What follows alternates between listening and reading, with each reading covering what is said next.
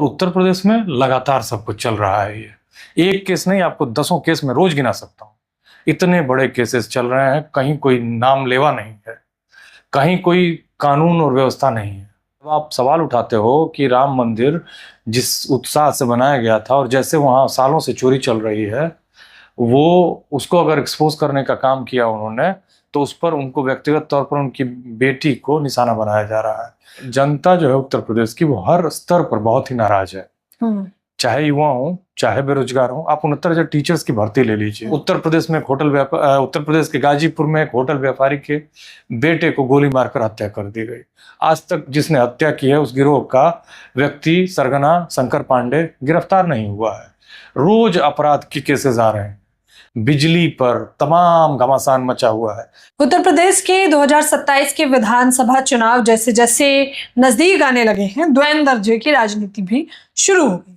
सपा प्रमुख अखिलेश यादव सीधे तौर पर कहते हैं कि राम मंदिर में जो चंदा दिया जाता है उसमें घपलाखोरी की गई।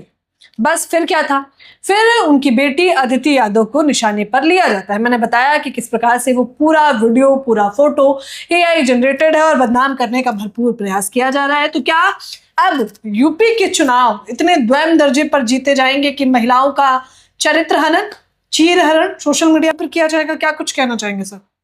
देखिए, जब समाज दोयम दर्जे का होगा तो उसका कमेंट भी दोयम दर्जे का होगा। क्योंकि समाज, ये वही तो समाज है जो दलित समाज के लोगों को अपनी ही शादी में उनके किराए पर लाई गई घोड़ी पर चढ़ने नहीं देता है। ये वही समाज है जहाँ करप्शन इतना ज़्यादा बढ़ चुका है कि अगर एक युवती अपनी चॉइस की गैर जाति के युवक से शादी कर लेती है तो उसकी विच हंटिंग की जाती है। तो ये जो हो रहा है माननीय अखिलेश यादव जी की बेटी के साथ, अदिति यादव के साथ, ये कोई बहुत माने आश्चर्यचकित करने वाला मामला इसलिए नहीं है कि ये समाज यही तो कर सकता है। जब आप सवाल उठाते हो कि राम मंदिर जिस उत्साह से बनाया गया था और जैसे वहां सालों से चोरी चल रही है, वो उसको अगर एक्सपोज करने का काम किया उन्होंने, तो उस पर उनको व्यक्तिगत तौर पर उनकी बेटी को निशाना बनाया जा रहा है। और ये ओछी ही नहीं, बहुत ही निकृष्ट स्तर की राजनीति है। और ये बता रहा है कि सड़ांध उस मंदिर के चंदे वाले स्कैम में कितना गहरा है, क्योंकि कुछ लोग चाहते थे कि उस पर बात न की जाए। अब एक और बात निकल के आई है कि अवमुक्तेश्वरानंद के खिलाफ कुछ साधुओं ने, जो राम भद्राचार्य का एक चेला है, उसने आरोपी जिसने आरोप लगाया था उसको बहला फुसला के या उसको आगे करके उनके खिलाफ केस करवाया था। यौन उत्पीड़न का भी केस करवाया गया था। सोचिए उनकी गरिमा को कितना ठेस पहुंचा होगा। वो अपने को आध्यात्मिक गुरु कहते हैं, उनके खिलाफ भी इन लोगों ने गुटबाजी में छोड़ा नहीं, क्योंकि इनकी विचारधारा के खिलाफ वो जा रहे थे। वो न्याय की बात करते थे, वो उत्तर प्रदेश में कुंभ मेले में करप्शन की बात करते थे, वो इस सरकार के करप्शन की बात करते थे। वो चाहते थे कि उत्तर प्रदेश की जो स्थिति है वो सुधरे, ये नहीं वो होना देना चाहते हैं।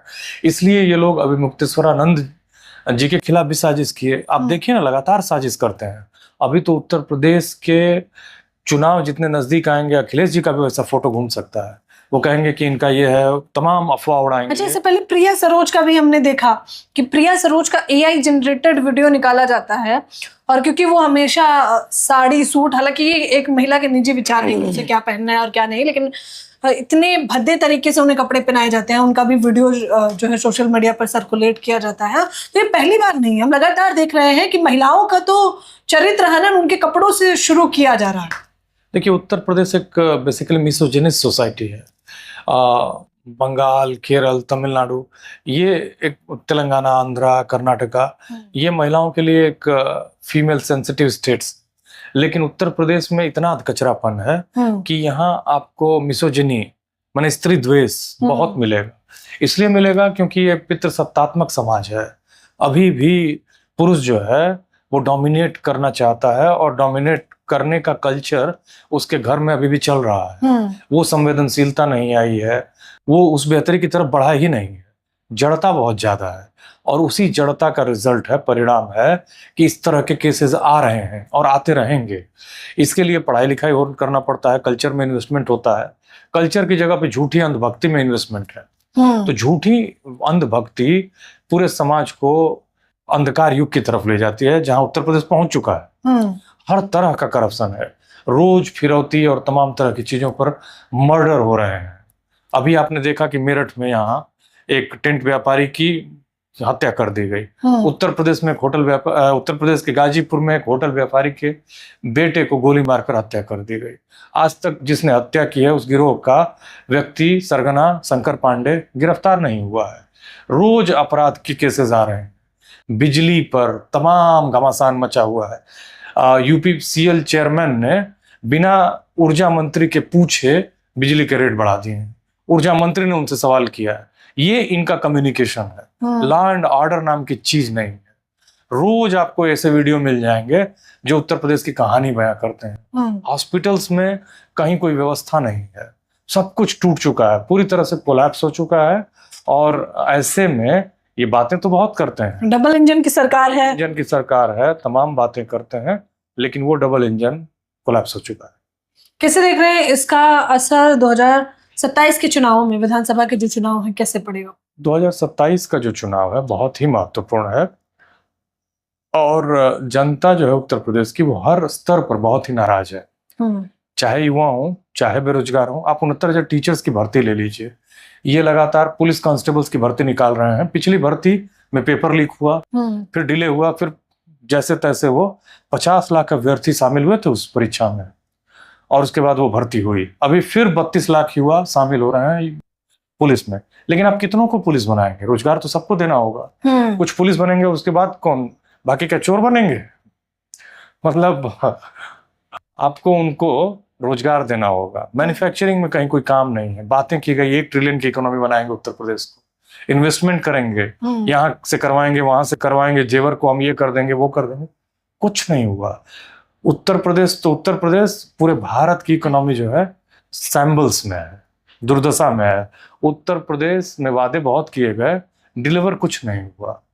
खाली बस बुलडोजर की, अवैध बुलडोजर का चलन है। वो भी बुलडोजर अपने बिरादरी जाति के लोगों के खिलाफ नहीं चलता है। अभी एक फोटो वायरल है कल की, एक माफिया सरगना हाई कोर्ट की जज के साथ एक उद्घाटन में भूमि पूजन कर रहा है।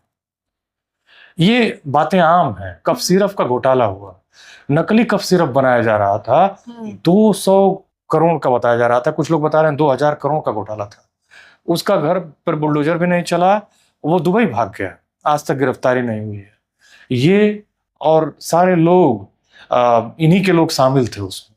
तो घोटालों की तो इतनी लंबी परत है, इतनी माने इतना बड़ा एक श्रृंखला है कि जिसको आप एक वीडियो में कवर नहीं कर सकते। लेकिन सीएम योगी आदित्यनाथ कहते हैं इतना उत्तम है बहन बेटियों के लिए कि अगले चौराहे पे तो यमराज दिखा देते हैं। बिल्कुल, यमराज का भी फतेहपुर का केस था। युवती अपने मंगेतर के साथ जा रही थी, रास्ते में रोक के 3 लोगों ने उसके साथ यौन उत्पीड़न नहीं किया, सामूहिक यौन उत्पीड़न। अद्भुत है, ऐसा तो पशु भी नहीं करते हैं। और उत्तर प्रदेश में लगातार सब कुछ चल रहा है। ये एक केस नहीं, आपको 10 केस में रोज गिना सकता हूँ। इतने बड़े केसेस चल रहे हैं, कहीं कोई नाम लेवा नहीं है, कहीं कोई कानून और व्यवस्था नहीं है। तो ये बातें कहने के लिए तो बहुत कुछ है। वो तो कहेंगे कि सब कुछ सही चल रहा है, लेकिन क्या चल रहा है आप देखिए। उत्तर प्रदेश में कितने लोगों को रोजगार मिला है? 15 लाख रुपए कहाँ गए? 2 करोड़ नौकरियां कहाँ गई? सुशासन कहाँ गया? क्या हुआ है?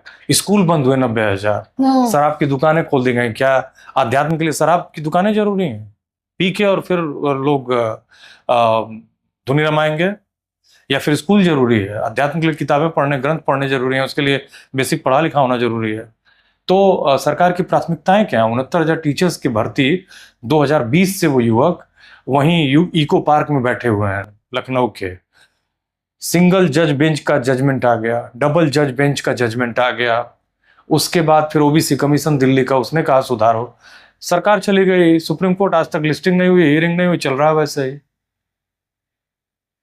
ये सब कहानी है। कुलदीप सिंह सेंगर कौन था? वो महिलाओं का क्या कर रहा था? चिन्मयानंद कौन था? ब्रजभूषण सिंह कहाँ का है? ये लोग क्या कर रहे थे? किसकी पार्टी में है? 153 जो एमपी और एमएलए है उसमें 54 बीजेपी के हैं। एक तो सोनभद्र का विधायक इनका है जिसको सजा मिल चुकी है। उसको आजीवन कारावास हो चुका है। एमएलए था, सिटिंग एमएलए, उसने नाबालिग युवती का यौन उत्पीड़न किया था, और वो ज्ञान दे रहे हैं कि हम मतलब हमने उत्तम बना दिया है, उत्तम बना उत्तर दिया है, प्रदेश को उत्तम। महिलाएं भयमुक्त होकर घूम रही हैं। एक्चुअली इनका प्रिंट मीडिया इनकी जाति के लोगों का है, इलेक्ट्रॉनिक मीडिया इनके लोगों का है, सब कुछ खरीदा हुआ है, वो अच्छी अच्छी खबरें छाप रहा है। तो अच्छी खबर छापना अलग बात, जमीन पे हकीकत अलग बात।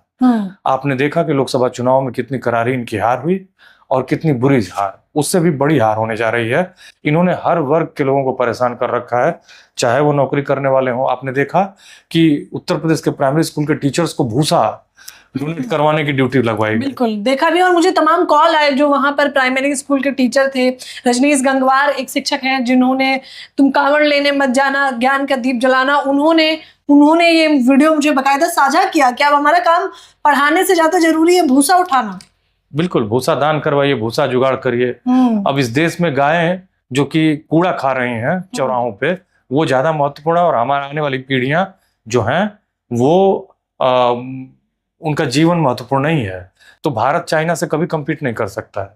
वहां डेन जियाओपिंग थे जिन्होंने चाइना को बदल दिया 1978 से। यहाँ ऐसे लोग हैं जो 2078 तक यूपी को और भारत को बदलने नहीं देंगे। ये लोग चाहते हैं कि उत्तर प्रदेश इसी अंधकार युग में, जड़ता के युग में फंसा रहे, दलदल में, और नीचे की जातियों के लोग ऊपर ना आए, ताकि हमारी सत्ता चलती रहे और ऐसे ही सब कुछ चलता रहे। क्योंकि ये 10% जो है उनकी पांचों अंगुलियां जो है घी में डूबी हुई है, उनको आनंद है। उनके लिए लेबर्स मिल रहे हैं, नौकर मिल रहे हैं, घर की हाउसमेड मिल रही है, कुक मिल रहा है, ड्राइवर मिल रहा है, और काम करने वाले मिल रहे हैं, उनका जीवन बेहतर है। लेकिन नीचे के SC ST और OBC के लोगों को इस बात को समझना होगा। रोज जातियों के आधार पर युद्ध छिड़ा रहता है। प्रतापगढ़ का वीडियो वायरल है। एक अब तो नागरिक भी जो इनकी सत्ता के समर्थक हैं, बुलडोजर ले जाके दूसरे पटेल समाज के लोगों के घरों को ले जाके उजाड़ दिया। तो ये सब कुछ चल रहा है, लेकिन इनको दिखाई नहीं दे रहा है, क्योंकि ये सत्ता के नशे में चूर है, मद में चूर है। लेकिन ओपी राजभर तो कह रहे हैं कि अपराध करने वाला 95% जो है यादव समाज से आता है, यादव बनाम अपराधी होता है। ओपी राजभर जो है बेसिकली उनको मुंह का बवासीर है। उनका तो जीवन ही यही रहा है, क्योंकि उनको कुछ भी बोलने में कोई आपत्ति नहीं है। वो सोचते हैं कि राजनीति यही है।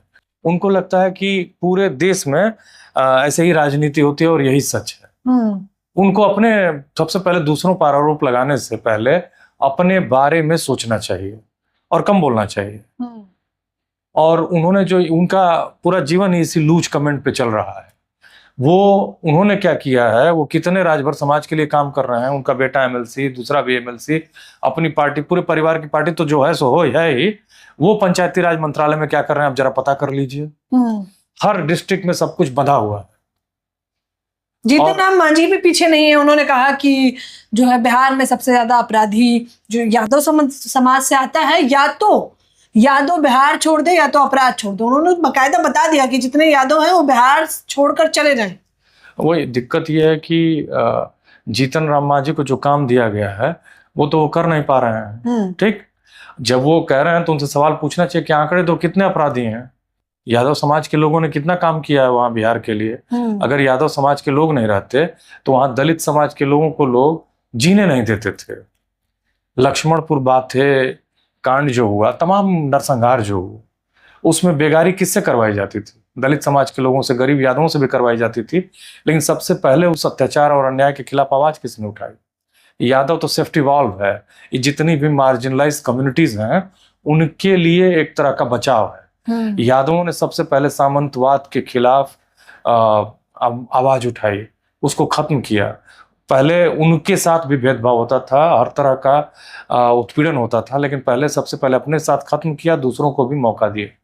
ये यादवों का कंट्रीब्यूशन है कि ये इतना आज जीतन राम मांझी बोल पा रहे हैं। नहीं तो जीतन राम मांझी की स्थिति नहीं थी कि वो उस गांव से निकल के आके कुछ कर पाते। तो ये बेसिकली कहना बहुत ही आसान है, और उनके कहने से वो इस देश के, इस दुनिया के सृष्टिकर्ता तो है नहीं। बिल्कुल। तो जीतन राम मांझी को अपने बारे में सोचना चाहिए, और जीतन राम मांझी को ये तय करना चाहिए कि वो नेता हैं, सृष्टि के निर्माता नहीं, ना ही सबके माँ बाप बन चुके हैं। लेकिन इस बीच में जो बिहार के CM हैं वो भी पीछे नहीं है। वो तो हरे गमछे से उन्होंने प्रशासन को बोल दिया है और AI को कि हरे गमछे वाले को पकड़िए, और हरा गमछा किसका है सभी जानते हैं। देखिए रंगों की राजनीति चल रही है। रंगों की राजनीति से ज्यादा सम्राट चौधरी जो हैं, जिनके ऊपर कई अपराध के केस, मर्डर तक के हैं, उनकी डिग्री का कोई अता पता नहीं है। कायदे से जो उन्होंने हाफिडेविट दिया है, जिसे हम एफिडेविट कहते हैं, उसको अगर हम देखें तो सम्राट चौधरी का जो कैंडिडेचर है वही निरस्त हो जाएगा। अगर सही से उसको चेक करके और उसके खिलाफ जांच करके सही किया जाए तो फिर वो जेल में होंगे। लेकिन ये तो भारत की कानून व्यवस्था है। जो लालू जी जैसा वृद्ध व्यक्ति 5 साल जेल में रहा और लड़ता रहा, और एक अपराधी जो है देश प्रदेश का सीएम बना हुआ है। पीयूसी क्या होता है? प्री यूनिवर्सिटी सर्टिफिकेट उन्होंने मदुरई कामराज यूनिवर्सिटी से लिया। रहते हैं बिहार में, पढ़ने कहाँ गए?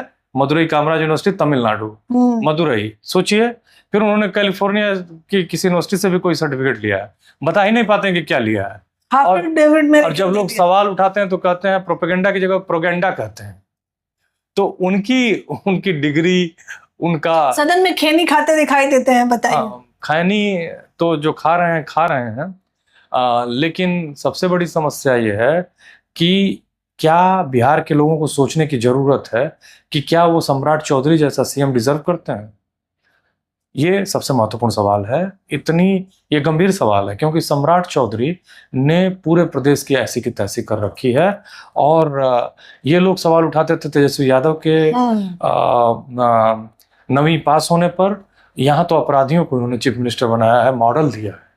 तो ये जो कहते हैं कि गवर्नमेंट विथ अ डिफरेंस, या कहते हैं ना कि हमारी सरकार एक अलग सरकार है, यही अलग है कि इसमें ज्यादा बड़े बड़े अपराधियों को बड़ा बड़ा पद दिया जाता है।